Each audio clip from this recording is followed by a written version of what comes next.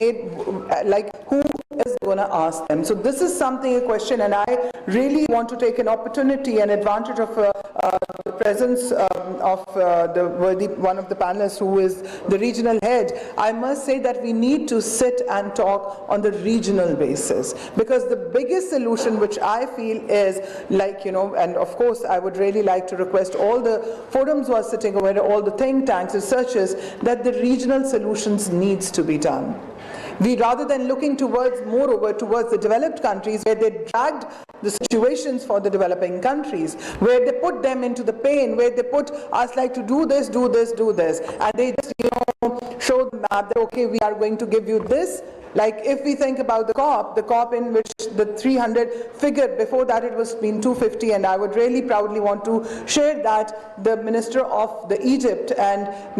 from Pakistan, we tried our level best, and we had